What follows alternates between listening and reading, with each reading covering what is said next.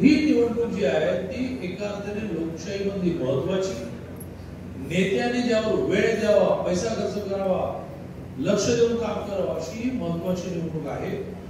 कुठली कधी होईल हे आज रात्रीपर्यंत कळेल, पण बहुधा जिल्हा परिषद ही पहिली दिवाळी नंतर. आता काय झालंय, टीव्हीचं काय प्रकरण आहे की ते माझा आगा पिछा सोडतात बरोबर मध्येच पकडतात.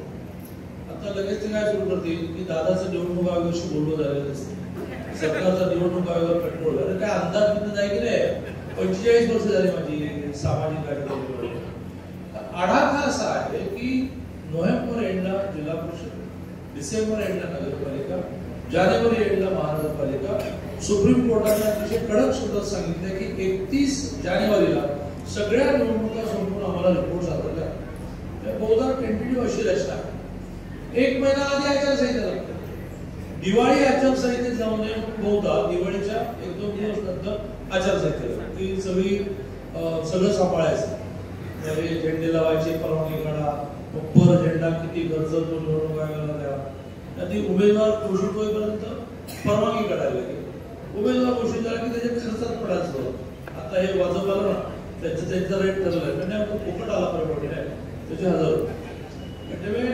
ऑक्टोबर एंडला आचारसंहिता लागली की विकास कामाची उद्घाटन, विकास कामाच्या काळापत्र त्याच्या आधी काय ते सगळं आठवणी आहे. कारण ती आचारसंहिता बहुधा 3 महिने लागेल. याचं कारण सगळं मिक्सच झालंय, महानगरपालिका, नगरपालिका, जिल्हा परिषद. ऑक्टोबर एंडला आपल्याला जी विकास कामं बंद करायला लागतील ती जानेवारी एंडलाच महानगरपालिका निवडणुका झाल्यानंतर आचारसंहिता संपेल, हे आपण लक्षात घ्या. एखाद्या वेळेस शेवटची निवडणूक महानगरपालिका क्लिअर, जिल्हा परिषद नगरपालिकांचा क्रम बदलू शकतो, तो आधारित ठरेल. तो निवडणूक आयोगाने ठरवायचा असतो, कारण तेवढी मशीन्स लागतात, तेवढी माणसं लागतात, तेवढ्या शाळा लागतात आणि मतदान केलं. त्यामुळे एखाद्या वेळेस असं होईल की नोव्हेंबर एंडला नगरपालिका आणि डिसेंबर एंडला जिल्हा परिषद, थोडाच फरक काही तो होईल. पण ऑक्टोबर एंडला दिवाळीनंतर 1-2 दिवसामध्ये आचारसंहिता लागायला अवघे पर्याय दिसत. आणि त्यामुळे आपण सगळेजण तयारी लागा. जसं पदांच्या बाबतीत असं आहे की सगळ्याला देता येत नाही, तसं तिकिटाच्या बाबतीत असं आहे की सगळ्यांना पद तिकीट देता येत. आणि त्यामुळे मानसिकता ही ठेवली पाहिजे की आपण लढण्याची तयारी करू. मिळालं तर चांगलं आहे, नाही मिळालं तर माणूस म्हणून नाराज 24 तास, 24 तासानंतर नाराजी संपू. राज्यातली किती उदाहरणं तुम्हाला मी देईन, मला वेळ नाही.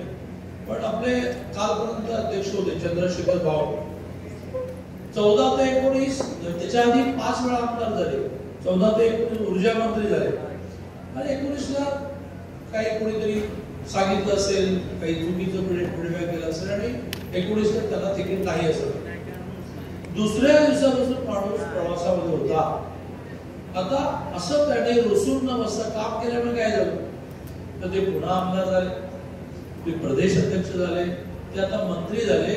आणि राजकारणात कळणारं एक वाक्य उच्चारलं की तुमच्या डोक्यात मिळेल की ज्याचं तिकीट नाकारलं त्यांना 24 निवडणुकांच्या तिकिटावर सह्याचे अधिकार. ए आणि बी म्हणजेच तिकीट ना, तिकीट नावाचं काही नसतं.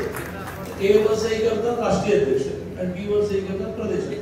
मी 2 वेळा अध्यक्ष होतो आणि सगळ्या प्रक्रियेत वर्षानुवर्ष आहे. त्यामुळे आपण असा विचार केला पाहिजे की तिकिटासाठी मी काय पार्टीत काम करत नाही, पार्टी मजबूत करण्यासाठी, पार्टीचं सरकार येण्यासाठी मी काम करतो. आणि त्या काम करण्यामध्ये तिकीट नाही मिळालं म्हणून नाराज होऊ नये असं मी एक आपल्या सगळ्यांना सांगतो. गेल्या वेळेला जिल्हा परिषदेचा अध्यक्षही आपला शोभिका यांनी झाला. 2.5 वर्षानंतर थोडी गडबड झाली आणि मग विरोधी जिल्हा परिषद अध्यक्ष. अनेक जिल्ह्यातल्या पंचायत समिती सभापती आपले झाले. कोल्हापूर महानगरपालिका डोळ्यासमोर येईल, 33 आल्या. कधी 1 किंवा 2च्या वर यायचे 33 आले. अजून 4 पाहिजे होते पण ते नाही आले.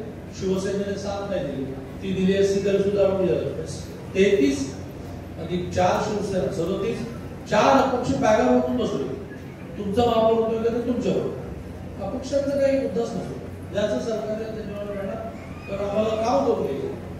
ज्या क्षणी त्यांना कळलं की राजेश क्षीरसागरची शिवसेनेची 4 मतं यांना मिळत नाही, त्या क्षणी तुम्ही पण निवडले. दुर्दैव असतं राजकारणामध्ये, प्रयत्न जवळच्या सांगलीमध्ये महापौर आपला झाला, जिल्हा परिषद अध्यक्ष आपला झाला, पुण्यासारख्या शहरामध्ये महापौर आपला झाला, पिंपरी सारख्या शहरामध्ये महापौर आपला झाला. अशी राज्यामध्ये स्थानिक स्वराज्य संस्थांमध्ये सभागृह विसर्जित झाली 2-2, 3-3, 4-4 वर्षापूर्वी. त्यावेळेला आपण एका स्ट्रॉंग नंबर 1 आणि नंबर 2 मध्ये हे एवढं अशा स्टेजला होतो. आता आपण महायुती म्हणून लढवणार आहोत, महाविकास म्हणून लढणार आहे. तर महायुती आणि महाविकास यात असा लंबा फरक असायचा. त्यामुळे आपल्या जिल्ह्यामध्ये जरी सगळे आमदार हे महायुतीचे आहेत, एकही आमदार विरोधी पक्षाचा नाही. रांगेने शिवराजराव पटेल पक्ष असतील, पण जनसुराज्याचे दोन असतील, पण जरा महायुती म्हणून 10च्या 10 आमदार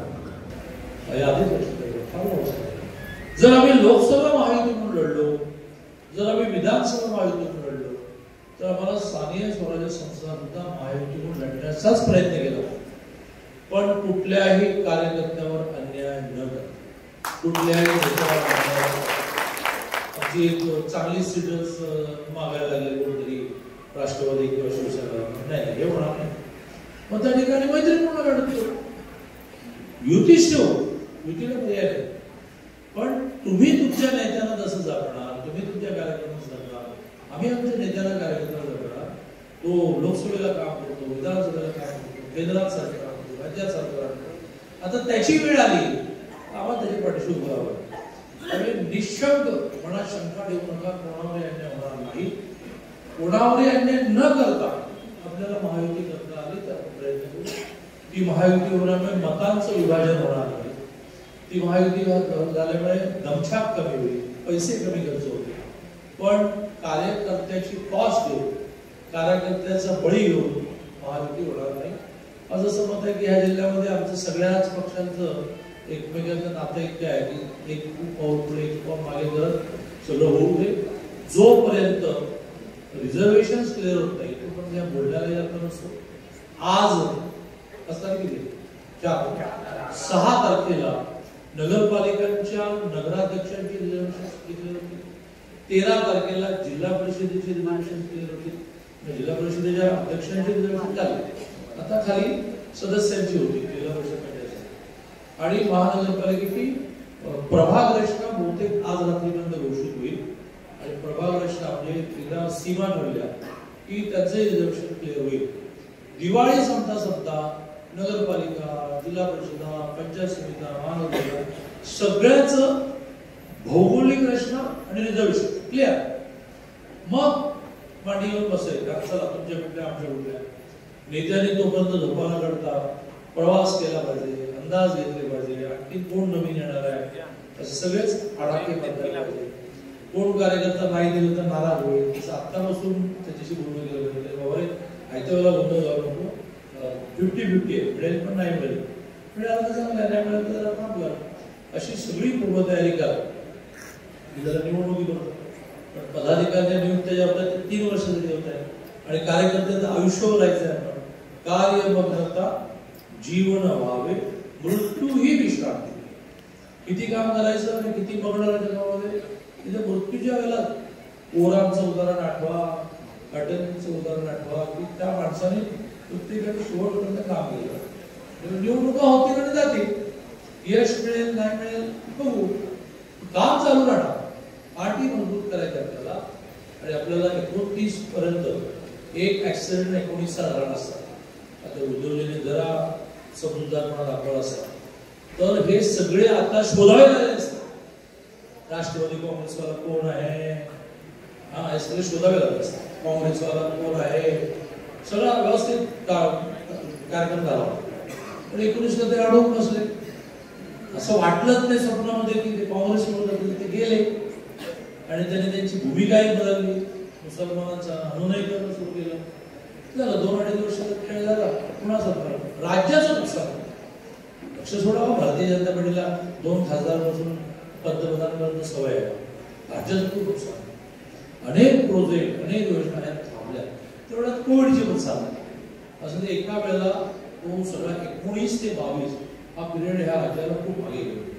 मी कोणा उद्योजकांना दोष देत नाही, माझा दोष व्हावा नाही, मी वस्तुस्थिती मानतो. असं झालं मग 22 नंतर काय झालं?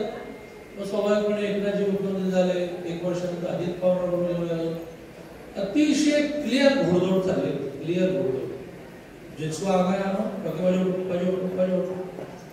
पण नियती ही नियतीच. ती तुम्हाला ठिकाणावर ठेवण्यासाठी अप्स अँड डाऊन त्याला कालचक्र म्हणतात. तुम्ही भारत माझा ना सदा सर्वकाळ तुमचं सरकार. 35 वर्ष बंगालमध्ये कम्युनिस्टांचं राज्य होतं. मग त्यांनी इतका अनाचार अत्याचार सांगायला गेलो. ममता बॅनर्जीचा आला. मग गेल्या वेळेला आपलं येईल असं वाटलं. आपल्याला एक पण आमदार नव्हता, 77 आमदार दिले होते. पण अजून एक 30 होते नाही मिळाले. यावेळेला मिळतील असं वाटतंय. आज मुंबई महानगरपालिकेमध्ये 92 मध्ये 75 नगरसेवक सिटी हे एकनाथ शिंदेने घेतलं. आता तुम्हाला पहिले कॅन्डिडेट शोधावे लागतील ना महानगरपालिकेत. राज ठाकरे येणार नाही येणार त्याच्यात चालू. आता तुमचं महानगरपालिकेला पानिपत झालं तर पुढे तुम्ही काय करणार? 4 वर्षाचं महाराष्ट्र सरकार जात नाही. त्याचे 237 वाला सरकार आहे. एवढं मेजॉरिटीवर सरकार आलंच नाही. केंद्राच्या सरकारमध्ये थोडासा प्रॉब्लेम झाला. 303 बीजेपी ब्रँडेड होते ते 240 मिळाले. इतरांनी मदत केली. सरकार 300 चालू आहे. मग 5 वर्ष केंद्र सरकार मोदीच, 5 वर्ष महाराष्ट्र सरकार महायुतीचं. आणि जर तुमची महानगरपालिका मुंबई, बाकी तर तुमचं काही नाहीच आहे. मुंबई महानगरपालिका तुमची गेली म्हणजे काय? तुम्ही 19ला हे सगळं करून मिळवलं काय? उतू नको, मातू नको, घेतला वसा सोडू नको. बीजेपीचं तत्वज्ञान बिलकुल थोडं. सकाळी एका पार्टीत, दुपारी एका पार्टीत.